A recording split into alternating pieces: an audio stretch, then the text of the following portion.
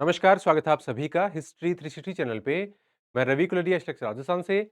आज बात करते हैं तृतीय श्रेणी अध्यापक भर्ती परीक्षा के लिए अर्थशास्त्र की एक किताब के बारे में जो कि मेरे द्वारा लिखी गई है।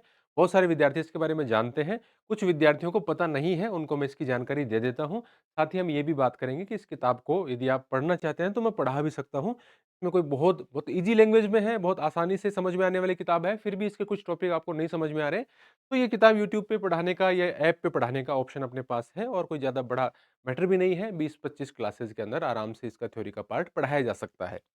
तो पहले आपको मैं किताब दिखा देता हूँ, देखो। इस प्रकार का इसका कवर था किताब का, आपको यहाँ पे दिखाई दे रहा होगा। ये क्या है कि हमने शुरू में थोड़ी कम संख्या में छपवाई थी। इसका रीज़न ये था कि सिलेबस आया नहीं था तो कल को सिलेबस चेंज हो जाए। निकाली मेरा सिलेबस के बाद में निकालने का विचार था आने के। लेकिन कुछ विद्यार्थियों ने कहा कि सर तैयारी रुकी हुई है, आप निकाल लो किताब को। मैंने निकाल दी, काफ़ी सारे विद्यार्थियों ने ले भी ली।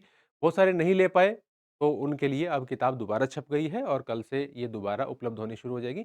सोमवार से तो पूरे राजस्थान में आपको मिल जाएगी। ऑनलाइन भी उपलब्ध है जिसका लिंक मैं डिस्क्रिप्शन में दे दूँगा।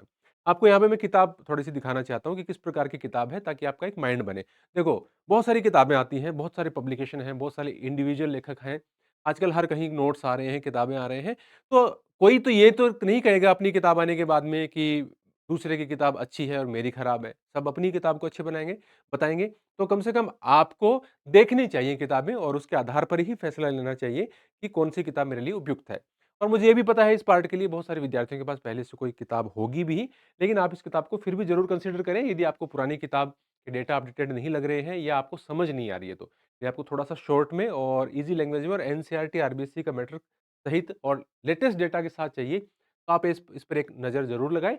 और नहीं आप बदलना नहीं चाहते तो इसमें कोई आपको दिक्कत नहीं है, आपको समझ आ गई है, आपने याद कर ली है, तो डोंट वरी अबाउट इट। लेकिन इसमें ऑब्जेक्टिव क्वेश्चन भी आपको हल करने के लिए अलग से मिलेंगे, मैं इसको दिखा देता हूँ आपको। कल देखो मैं किताब दोबारा दिखा देता हूँ, या बुक स्टोर पे जाएँगे तो आपको ज्ञान सरोवर पब्लिकेशन से रवि कुलरिया की किताब माँगे तो आपको मिल जाएगी, ठीक है? तो ₹40 इसका एमआरपी है, कुछ जगह पर आपको आराम से 10-1% लेस में भी मिल जाएगी। ये देखो, ये बहुत इंपॉर्टेंट किताब थी, काफ़ी पहले निकाल दी थी हमने ये और सिलेबस चेंज नहीं हुआ है तो कोई दिक्कत ही नहीं है। ये एसएसटी इतिहास पार्ट के लिए ऑब्जेक्टिव बुक है और पिछली बार जैसा यदि पेपर आया तो मेरा ये मानना है कि इससे आराम से 80% आपका क्वेश्चन भी आपको मिल जाएँगे। अभ्यास तो होगा ही, क्वेश्चन आपको मिल जाएँगे क्योंकि जिन विद्यार्थियों ने पढ़ी है वो तो इस बात को समझ गए हैं। नहीं, आप बुक स्टोर पे जाके इसको चेक करना ज़रूर और उपयोगी है इसलिए मैं सजेस्ट कर रहा हूँ। मैं बहुत सारी किताबें नहीं निकालता, आपको भी पता है। मैंने कुल जमा ये 3 किताबें निकाली थर्ड ग्रेड के लिए। एक ये थर्ड ग्रेड की करंट अफेयर्स की किताब आई है, इसमें सितंबर 30 तक का आपको करंट अफेयर दिया गया है, उसके बाद के आपको 2 महीने का जो आपको और पढ़ना है, वो आपको इसके अंदर 2.0 के नाम से एक छोटी पतली सस्ती सी किताब मिल जाएगी, जिसमें इस साल के ऑब्जेक्टिव प्रश्न जो भी पूछे गए हैं बोर्ड द्वारा और आरपीसी द्वारा और या खास तौर से बोर्ड के तो पूरे शामिल करेंगे और इसके अलावा जो 2 महीने का करंट है, वो ऐड करके आपके दिसंबर फर्स्ट वीक में वो किताब निकाल देंगे। अभी के लिए आप ये पढ़ो, योजनाएँ वगैरह, बजट, आर्थिक समीक्षा सारी चीज़ इसके अंदर दी गई है। तो कुल जमा मैं ये 3 ही किताब निकाल पाया हूँ। अब ये मेरे पास ऑप्शन होता है कि जिस पब्लिकेशन में अभी मैं काम कर रहा हूँ या किसी और पब्लिकेशन से जुड़ के हर किताब पे अपना नाम लिखवा दूँ, मेरे पास ऑफ़र आते रहते हैं कि आप भी निकाल दो, मैटर तैयार है, मैं कभी हाँ नहीं करता। जिस किताब को तैयार करने में मेरा योगदान नहीं है, उस किताब पे मैं अपनी तस्वीर छपवा के फर्जी बिक्री नहीं, इस प्रकार के काम मैं बिल्कुल भी नहीं करता। इसीलिए छोटी-छोटी 3 किताब मैं मुश्किल से निकाल पाया इस भर्ती के लिए, क्योंकि इससे ज़्यादा मेरे को समय ही नहीं मिला। मैं सही बता रहा हूँ, मेरे पास 2 किताबें और हैं थर्ड ग्रेड की, जो कि पूरी नहीं हो पाई। अब उसको इधर-उधर से करवा के और निकालने के और बेचने का तो कोई तुक नहीं बनता, तो मैंने उसको ड्रॉप कर दिया। मैंने अब बताया ही नहीं कि मेरी किताब आ रही है। अब इसके अलावा मैं और कोई किताब नहीं निकाल रहा, क्योंकि समय नहीं है। मॉडल पेपर वगैरह ज़रूर निकाल सकते हैं, निकालेंगे तो। तो तृतीय श्रेणी अध्यापक भर्ती परीक्षा 2026 ये आपकी किताब है, ज्ञान सरोवर पब्लिकेशन की ओर से आई है। ये इसका पहला पेज है। कवर मैंने आपको दिखाई दिया किस प्रकार का है और इसमें ये बहुत समस्या रहती है। हाँ, आगे बढ़ते हैं देखो। ये किताब है, देखो ये मेरा टेलीग्राम चैनल है, ये तो ज्ञान सरोवर का है। रवि हिस्ट्री 360 नाम से ये मेरा टेलीग्राम चैनल है। उसके ऊपर जल्दी ही आपको कुछ क्वेश्चन भी थर्ड ग्रेड से ओरिएंटेड देखने को मिलेंगे। तो आप इसको स्कैन करके, यहाँ से भी आप इसको स्कैन करके और या फिर बुक आप जो लेंगे उसमें से स्कैन करके आप इस टेलीग्राम चैनल को जॉइन कर सकते हैं। जल्दी आपको काफ़ी अच्छी सीरीज़ वहाँ पे देखने को मिलेंगी। अब इसका ये वाला पार्ट देखो, ये मेन है। यहाँ पे थ्योरी पार्ट देखो आप, अर्थव्यवस्था के क्षेत्र। जो आपका सिलेबस है उसके सारे के सारे टॉपिक 10 में बाँट दिए मैंने। 12वें में भारतीय आर्थिक समीक्षा। आर्थिक समीक्षा बीच-बीच में भी आपको टॉपिक अनुसार भी 1-2 जगह देखने को मिलेगी। बाकी लास्ट में मैंने 4 पेज की, 5 पेज की आर्थिक समीक्षा डाल दी है जो कि इम्पोर्टेंट है। यहाँ पर आप इसका इंडेक्स देखेंगे तो मैं आपको इसको थोड़ा-सा छोटा करके दिखा देता हूँ। यहाँ पे आप देखेंगे तो देखिए अर्थव्यवस्था के क्षेत्रक, औपनिवेशिक काल में भारतीय अर्थव्यवस्था, उदारीकरण, निजीकरण और वैश्वीकरण, विश्व व्यापार संगठन, निर्धनता, खाद्य सुरक्षा, मुद्रा साख और स्वयं सहायता समूह, उपभोक्ता और उसके अधिकार, राष्ट्रीय आय, राष्ट्रीय विकास, मानव विकास, राजस्थान में कृषि उपज मंडी और सार्वजनिक वितरण प्रणाली, यहाँ तक का आपका सिलेबस है। और ये आपके भारत की आर्थिक समीक्षा सहित 6 नंबर पेज से लेके, क्योंकि शुरू में तो इंडेक्स वगैरह और वो पेज हो जाते हैं, 6 नंबर पेज से लेकर और 87 से 91 लास्ट 91 पेज तक हो गया। यानी आपका मोटा-मोटा लगभग आप मानेंगे 85 पेज के अंदर आपका थ्योरी का पार्ट है। फिर उसके बाद में इन टॉपिक्स को आर्थिक समीक्षा के तो नहीं बनाए कोई क्वेश्चन, लेकिन बाकी के टॉपिक्स और एक निर्धनता, खाद्य सुरक्षा मैंने साथ में ले लिया क्योंकि एक जैसे टॉपिक है। तो सभी टॉपिक के आपको ऑब्जेक्टिव प्रश्न 92 नंबर पेज से 143 नंबर पेज तक, यानी यहाँ पर आपके 43 और 9 52 पेज के अंदर आपको ये ऑब्जेक्टिव क्वेश्चन इसके अंदर मिल जाएँगे, जिसको मैं अभी आपको दिखाऊँगा, कि इसमें किस प्रकार के क्वेश्चन हैं। ये 2022 में जो पेपर हुआ था, उसके अंदर 20 क्वेश्चन जो 3rd ग्रेड के पूछे गए थे, वो यहाँ पर डाल दिए हैं। इसमें जो डिलीट हुआ था, वो डिलीट लिख दिया। इसके बाद जो उत्तर माना गया था, वो उत्तर माना गया है। आप इसमें देख लेना। कुछ 1-2 किताबों में मैंने देखा था कि ये गलत दे रखे थे, क्योंकि वो प्रोविज़नल आंसर की के आधार पर उन्होंने डाल दिए। जो फाइनल आंसर की है, उसके आधार पर क्या डिलीट हुए, कौन से चेंज हुए, उसके आधार पर हमने इसके अंदर डाला है। आप इसके अंदर मैच करके भी देख लेना, अपनी किताब आपके पास है तो, कि आपको इसके अंदर कुछ क्वेश्चन के उत्तर आपकी किताबों में जो शुरू-शुरू में किताबें आ गई थी, उन्होंने थोड़े गलत लिख दिए इसके अंदर। आप इसके अंदर मैच करोगे ना, तो आपको 3-4 क्वेश्चन के अंदर गड़बड़ी देखने को मिलेगी कई किताबों में, क्योंकि फाइनल आंसर की के आधार पर डालना भूल गए। अर्थव्यवस्था के क्षेत्रक। यहाँ देखो, आप यहाँ शुरू में आपको दिख जाएगा कि इस अध्याय के अधिकांश बिंदु कक्षा 10 एनसीईआरटी अध्याय 2 भारतीय अर्थव्यवस्था के क्षेत्रक और कक्षा 10 आरबीएससी जो पुरानी राजस्थान बोर्ड की किताबें चलती थी, उसके अध्याय 14 आर्थिक अवधारणाएं और नियोजन की सहायता से तैयार किए गए हैं। तो मैंने बेस उसको बनाया, फिर उसको एडवांस कर दिया। हर टॉपिक में मैंने यही किया, जो भी मुझे एनसीईआरटी और पुरानी आरबीएससी से मिले, बेस उससे बनाया, फिर ऑथेंटिक वेबसाइट से और डाटा लिए, आर्थिक समीक्षा से या और जो नए कोई सूचकांक और सारी चीजें लेटेस्ट आई, वो मैंने 30 सितंबर तक जितना भी लेटेस्ट यहाँ पर ऐड हो सकता था, वो सब इसमें 30 सितंबर कह रहा हूँ, 30 अक्टूबर तक, वो सब इसके अंदर ऐड कर दिया। आपको डेट भी दिख जाएगी, कई जो सूचकांक है उसकी। यहाँ पे मैं इसको आपको थोड़ा-सा बड़ा करके दिखाऊँ तो इस प्रकार का मैटर है, यहाँ पे आप देख सकते हैं। ये क्षेत्रकों में ऐतिहासिक परिवर्तन, ये आपको एक किताब में ऐसे का ऐसा टॉपिक है, फुल बुक में। तो ये टॉपिक आपको पहला वाला मैंने बहुत ज़्यादा इसमें भरने की कोशिश नहीं की, क्योंकि कोई बहुत ज़्यादा कठिन क्वेश्चन इससे आज तक पूछे नहीं गए हैं। इसके अलावा इसका कुछ मैटर आपको इसमें मिलेगा, जो आर्थिक समीक्षा है, उसके अंदर 1-2 पेज इसके अंदर और है। तो ये इसलिए मैंने इसको बड़ा नहीं किया और शॉर्ट-शॉर्ट लिखा। यहाँ पे देखो, कक्षा 11 एनसीईआरटी अध्याय 1 औपनिवेशिक काल में भारतीय अर्थव्यवस्था, कक्षा 11 राजस्थान बोर्ड की पुस्तक आज़ादी के बाद का स्वर्णिम भारत भाग 1 के अध्याय 14 औपनिवेशिक भारत सतत शोषण का काल, उसकी सहायता से ये तैयार किया है। और इसके अंदर देखो, भारतीय उपनिवेशवाद के चरण, भारतीय शासन के अंतर्गत निम्न स्तरीय आर्थिक विकास, इस प्रकार से टॉपिक बाँटे हैं। फिर आपकी जो मालवाड़ी और वो सभ्यताएँ हैं, उसके आधार पर देखो चलिए कृषि क्षेत्र में और उस क्या-क्या औद्योगिक क्षेत्र में, विदेशी व्यापार में अंग्रेज़ों के समय क्या-क्या दिक्कतें आई, किस प्रकार से, वो सारी चीज़ें दे रखी हैं। फिर औपनिवेशिक भारत सतत शोषण का काल, फिर ये धन का निकास, दादा भाई नौरोजी वाला और वो अन्य सारा मैटर इसके अंदर आ जाएगा। उन्होंने कौन-कौन से क्या-क्या कहा, कौन-कौन सी किताबें लिखी, कब प्रस्तुत किया, कब इसको किस सम्मेलन में कांग्रेस ने इसको शामिल किया और अन्य जो उस तरह जो इकोनॉमिस्ट हैं, उनकी जो किताबें थी, वो यहाँ पे लिख दी हैं। फिर औपनिवेशिक काल में जो भू राजस्व व्यवस्थाएँ हैं, शुरुआत में इजारादारी के बाद में, यहाँ से मेन आपका शुरू होता है, स्थायी बंदोबस्त या उसको इस्तमरारी बंदोबस्त कहते हैं। फिर उसके बाद में महालवाड़ी है, रैयतवाड़ी है, इस प्रकार के जो बंदोबस्त हैं, उसकी पूरी डिटेल इसके अंदर डाल दी है। ठीक है? औपनिवेशिक काल में जो अकाल आयोग है, उनका शॉर्ट में विवरण दे दिया है। किसानों का शोषण किन-किन व्यवस्थाओं के तहत होता था, सारे दे दिए हैं और कुछ और एक्स्ट्रा पॉइंट दे दिए हैं। इसी प्रकार से आप उदारीकरण, निजीकरण और वैश्वीकरण देखेंगे। इस टॉपिक में भी आपको इसी प्रकार से चीज़ें देखने को मिलेंगी।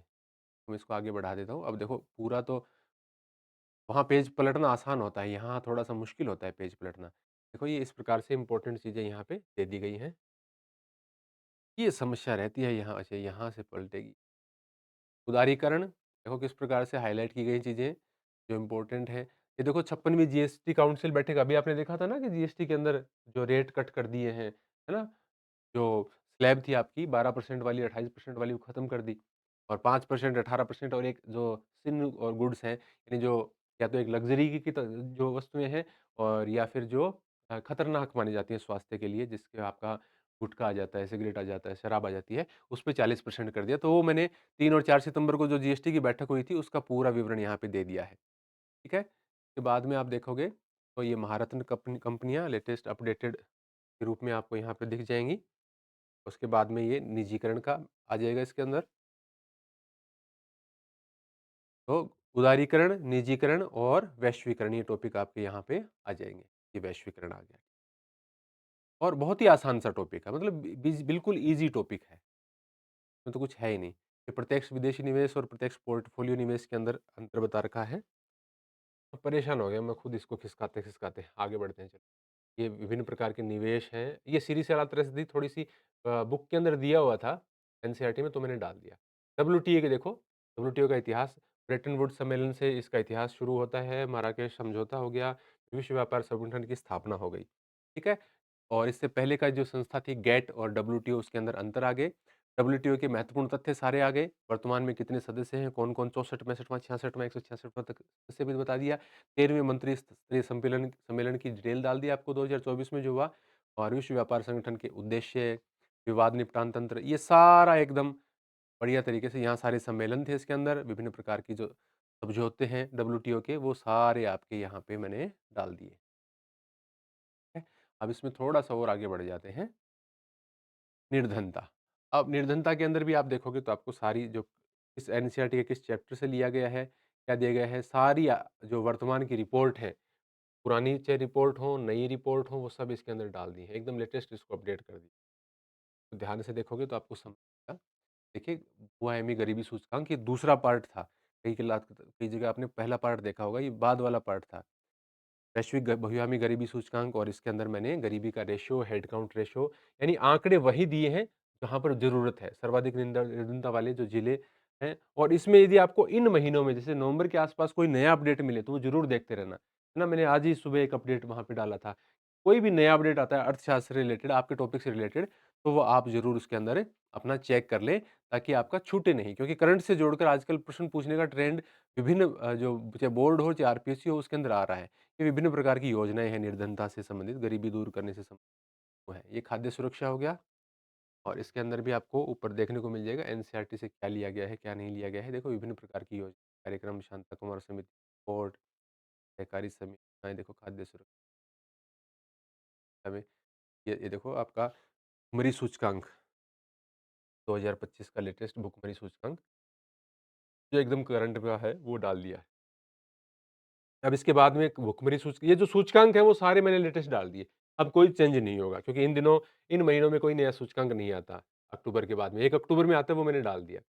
फिर देखो ये मुद्रा के प्रकार, बैंकों के प्रकार, है ना? विभिन्न प्रकार की बैंकिंग व्यवस्थाएँ सारी, और ये सारी चीज़ें इसके अंदर आपको मिल जाएँगी। है? विभिन्न प्रकार के बैंक बिल्कुल हाइलाइट करके हर चीज़ क्या ज़रूरी है, क्या नहीं ज़रूरी है, किस पे ज़्यादा ध्यान देना है, किस पे कम ध्यान देना है, वो सारी चीज़ें इसके अंदर आपको दिख जाएँ। अब थोड़ा-सा इसको आगे बढ़ा के जल्दी करते हैं।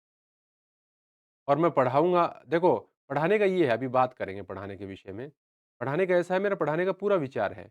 लेकिन मैं जब भी यूट्यूब पे कोई सीरीज़ शुरू करता हूँ, देखते नहीं लोग। देखो मैं सच बता रहा हूँ आपको, मैंने कई बार सीरीज़ शुरू करके देखी, ऑडियंस ही नहीं आती। और बस जब स्टूडेंट नहीं आते तो मुश्किल होती है। सबको आजकल यही चाहिए कि कोई कहीं से कोर्स ले लेते हैं। मैं एक सच बता रहा हूँ, मैं ऐप पे डालता हूँ, पैसे लेता हूँ, ज़्यादा बच्चे आते हैं। यूट्यूब पे डालता हूँ, कम बच्चे आते हैं। तो आप देखो आप में से अभी भी आप जितने लोग देख रहे हो, आप ये देखो कि कितने लोगों ने सब्सक्राइब किया हुआ है। बिना न सब्सक्राइब करते हैं, वीडियो देखा तो देखा, नहीं देखा तो नहीं देखा, सीरियस नहीं है। यदि आप सीरियस हैं तो आप मेरे को बताओ, कमेंट में लिखो कि सर हम पढ़ना चाहते हैं, मैं आपको यूट्यूब पे पढ़ा दूँगा ये किताब। बहुत आसानी से पढ़ लोगे आप। ये जो नई योजनाएँ थी वो सारी इसके अंदर डाल दी हैं, और ये देखो, ये आपका, अच्छा ये उपभोक्ता वाला हो गया। उपभोक्ता में मैं बता रहा हूँ, किताबों में बहुत अधिक गलतियाँ हैं। बहुत सारे पब्लिकेशन की किताबें हैं, बड़ी-बड़ी गाइड्स हैं, उनके अंदर बहुत सारी गलतियाँ हैं, और मैंने पूरा रिसर्च करके ऑथेंटिक वेबसाइट से सारी चीज़ें इसके अंदर डाली हैं। है ना? और बहुत सारी नई-नई चीज़ें भी मैंने सरकारी वेबसाइटों का उपयोग किया है।